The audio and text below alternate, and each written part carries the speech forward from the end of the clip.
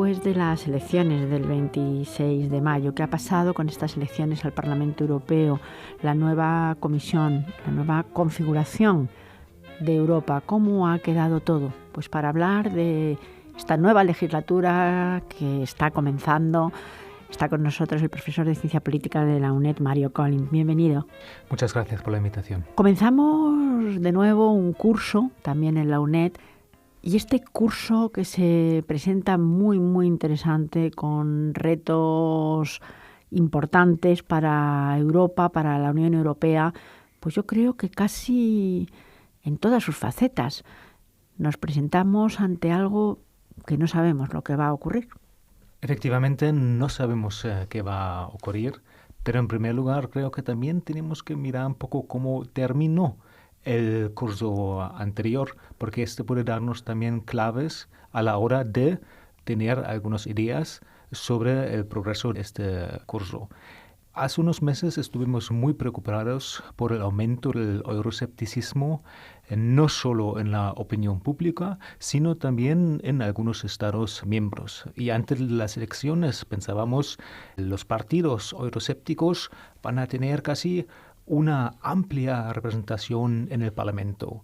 Hemos visto los resultados de las elecciones, hemos visto cómo los ciudadanos han votado más que en otras elecciones y hemos visto que el Parlamento o los partidos o grupos que están a favor de la integración europea siguen teniendo una amplia mayoría.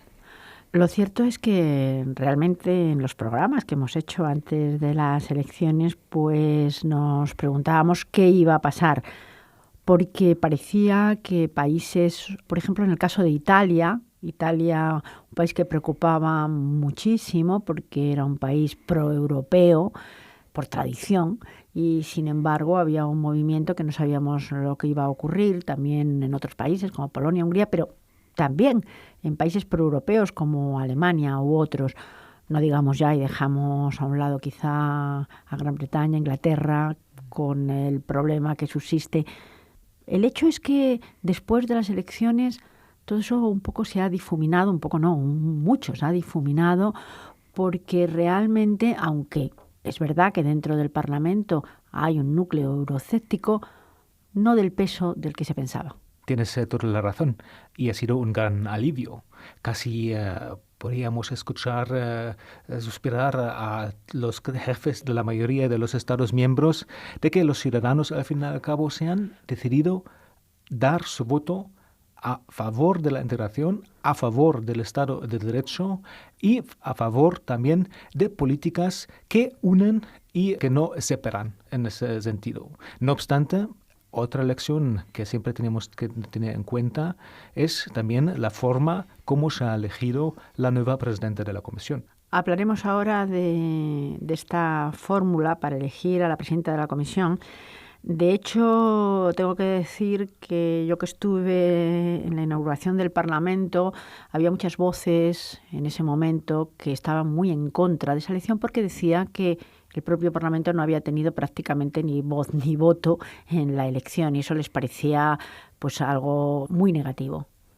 Sí, hablamos desde hace mucho tiempo sobre la falta de la calidad democrática de la Unión Europea y pensábamos con esta campaña electoral donde teníamos candidatos de los diferentes partidos que se enfrentaban en debates en las televisiones, por fin vamos a tener también un presidente de comisión que representa la mayoría de los votos, la mayoría de los escaños en el propio Parlamento Europeo. Pero la sorpresa fue grande, que justamente en este momento, cuando teníamos este gran debate, el propio Parlamento tampoco fue capaz de centrarse y de elegir un candidato que tuviera una mayoría. Y fueron de nuevo los Estados miembros que después de algunas reuniones a puerta cerrada, salían al final a cabo con su candidata. Pues si le parece, profesor Collins, debemos quizá explicar un poco cómo es este sistema, qué es la comisión y por qué el Parlamento debería estar muy presente en la elección del presidente de la comisión o la presidenta en este caso. ¿Y qué ocurrió? Porque el hecho es que después de las elecciones del 26 de mayo sí cambió algo la configuración del Parlamento Europeo porque el Grupo Socialista ganó muchísimo, el Grupo Popular perdió votos, aunque todavía tiene muchísima fuerza. ¿Cómo quedó el Parlamento y por qué no fueron capaces de elegir ellos a la presidenta de la Comisión, sino que tuvieron que ser los Estados miembros los que, a puerta casi cerrada, eligieran, no sin debate, porque hubo muchos nombres encima de la mesa, la presidenta de la Comisión? Tenemos que decir que en los tratados no hay un procedimiento muy claro a la hora de elegir el presidente de la Comisión. Se puede leer en el tratado que los Estados miembros proponen un candidato que debería conseguir el apoyo por mayoría absoluta del Parlamento Europeo. En ese sentido, el Parlamento Europeo en las elecciones anteriores ha interpretado este artículo como su derecho también de demostrar ya antes de una propuesta por parte de los Estados miembros que sería su candidato y que podría tener luego también el visto bueno por parte del Consejo. Esta vez el Parlamento Europeo, como ya he comentado anteriormente, no ha sido capaz de unir sus esfuerzos y de apoyar claramente un candidato. En ese sentido, esta debilidad ha sido aprovechada por el Consejo y el Consejo ha lanzado su candidato antes de que el Parlamento pudiera pronunciarse.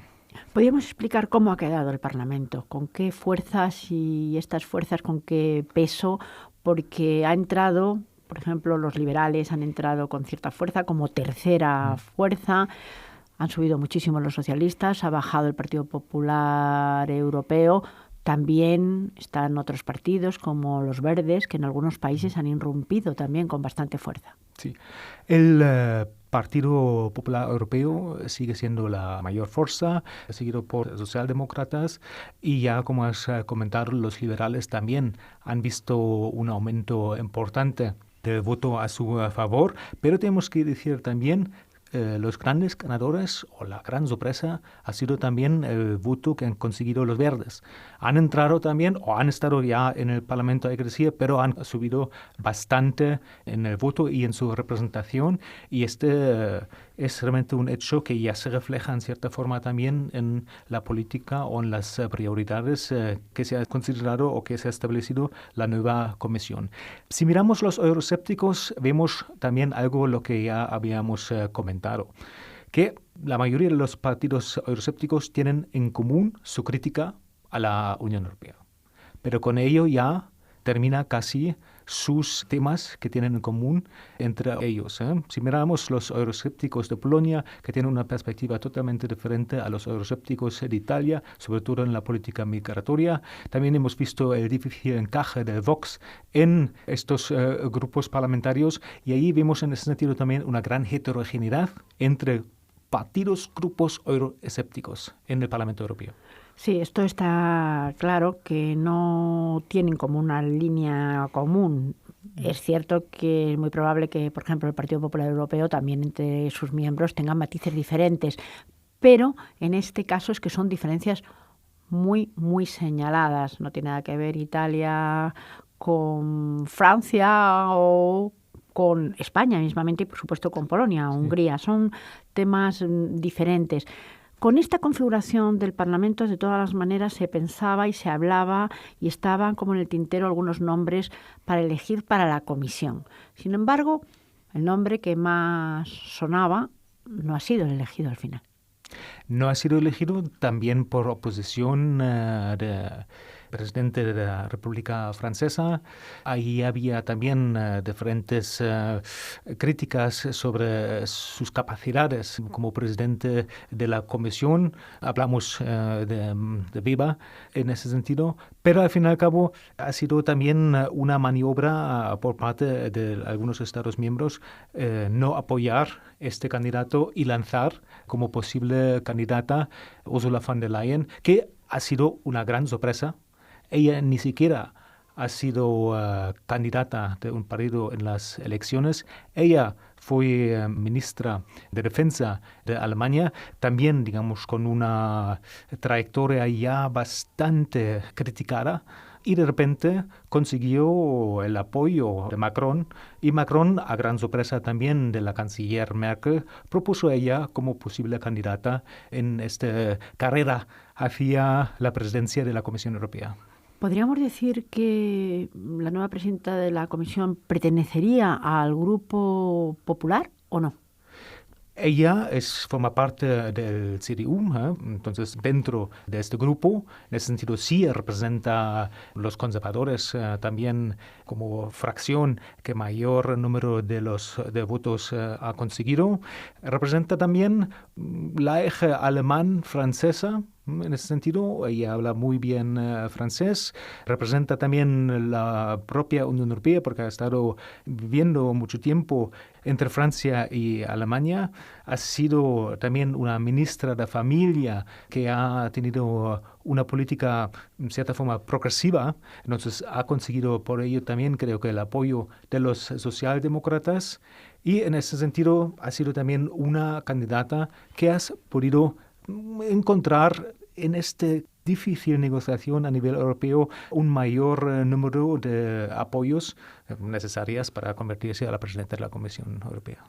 A mí me gustaría que nos explicara, profesor Collins, por qué estamos hablando de las elecciones al Parlamento Europeo del 26 de mayo y cómo se ha conformado después este Parlamento. Sin embargo, no dejamos de nombrar a la Comisión.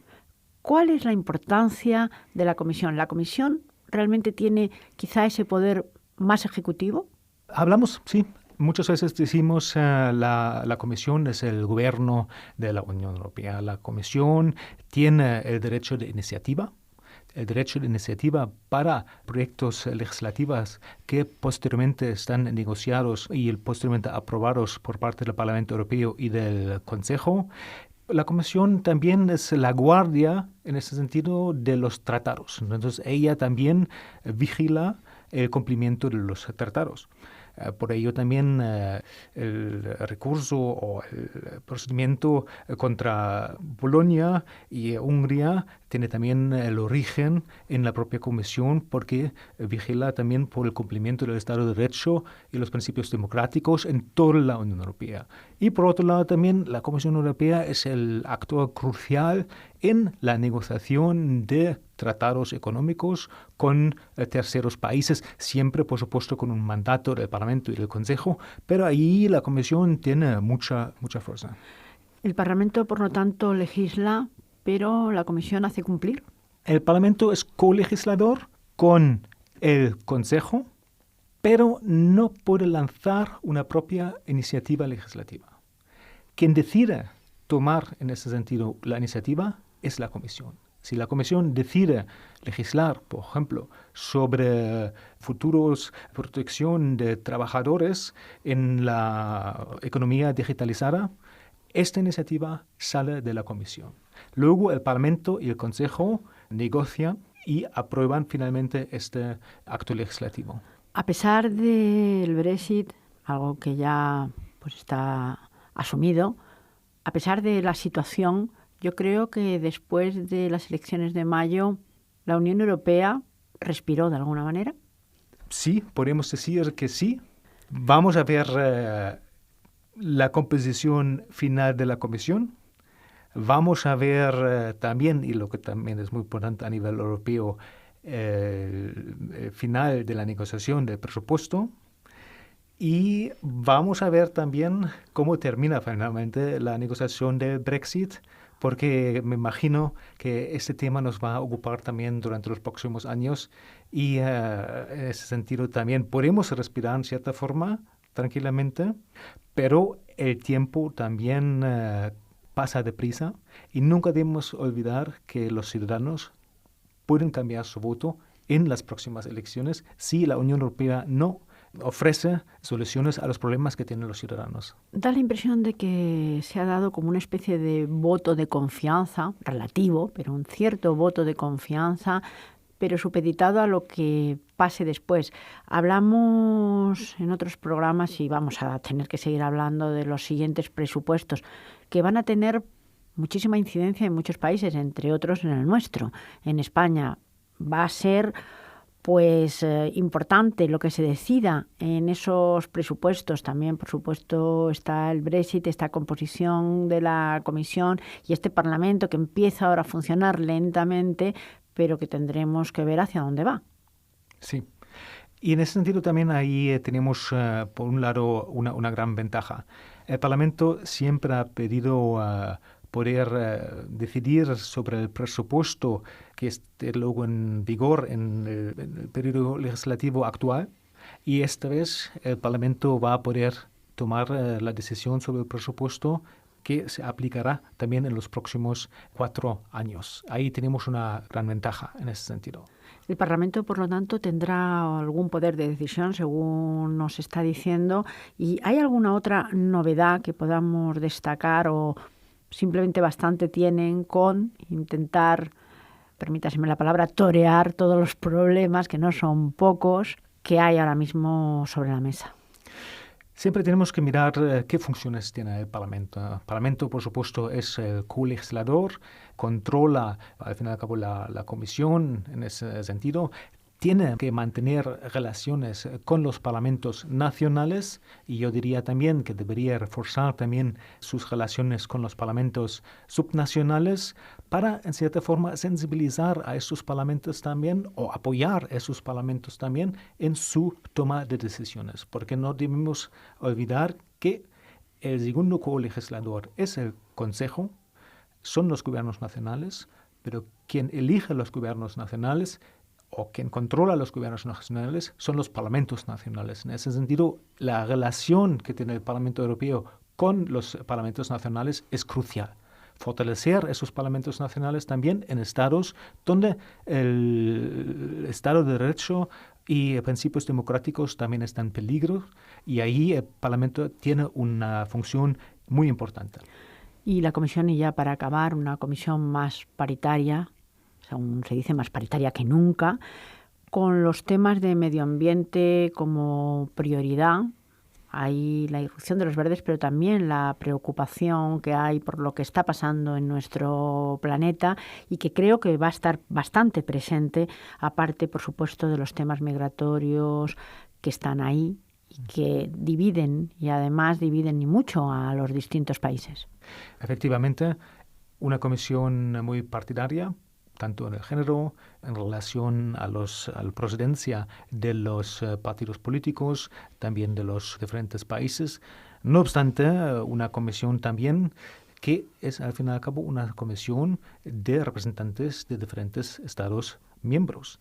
Y cabe esperar si realmente el Parlamento, en las diferentes comparecencias que tienen los futuros comisarios ante el Parlamento Europeo, pueden verificar que estos comisarios, a pesar de que representan una comisión bastante equilibrada, sino que representan realmente el conocimiento de la materia, si son independientes, representan el espíritu europeo y al fin y al cabo también si ellos mismos son en ese sentido también aptos, libres de sospechas y para ocupar, como hemos dicho antes, un puesto dentro del gobierno de Europa. Pues lo que se presenta ante nuestros ojos es interesantísimo y por tanto vamos a seguir muy de cerca lo que pase. Acabamos de comenzar, como quien dice, esta legislatura, nos queda la legislatura por delante y muchos programas para ir analizando lo que va pasando. Muchísimas gracias, profesor Collins. Muy bien, como siempre, un placer.